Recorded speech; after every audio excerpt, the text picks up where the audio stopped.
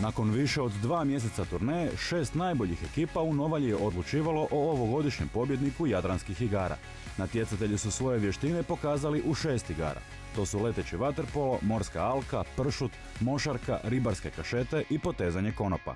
Ekipe su sastavljene od 10 igrača koje predvode kapetani. Kapetan mora imati neki autoritet da bude kako treba, to jest da bude predvornik tih ovaca koji idu iza njega. Pa treba biti ovako jak, opasan i tako da bi ovako ovu ekipu i družnu držao na jednome mjestu.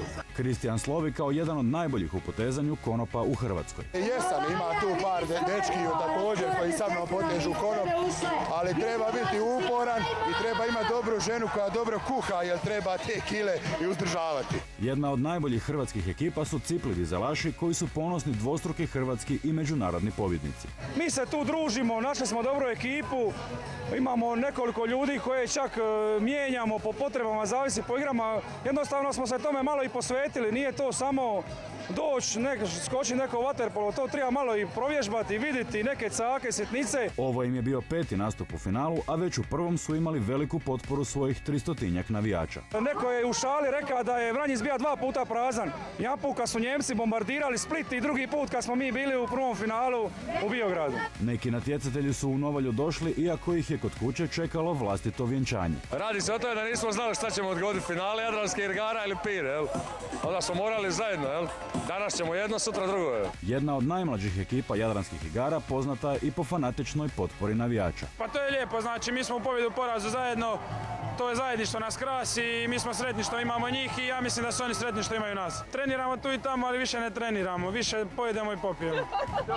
Domaća ekipa Južina Vlašići je u finalu vodila sve do predzadnje igre. Tada im se dogodila pogreška koja ih je stajala pobjede, ali i drugog mjesta koje vodi u međunarodno polufinale. To su iskoristili njihovi najveći rivali, Paške Podlanice, najbolja ekipa Jadranskih igara po ukupnom zbroju bodova, koja je nakon 6 godina natjecanja stigla do toliko željenog naslova pobjednika i to sa samo bodom prednosti. Ma prekrasno, konačno smo pobjedili, već 100 godina drugi, sad smo prvi!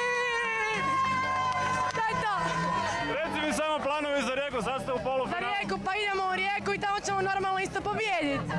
Volio sam za svoje, ali ja sam iz Australije isto, znaš. Ali volim obe dvije domovine.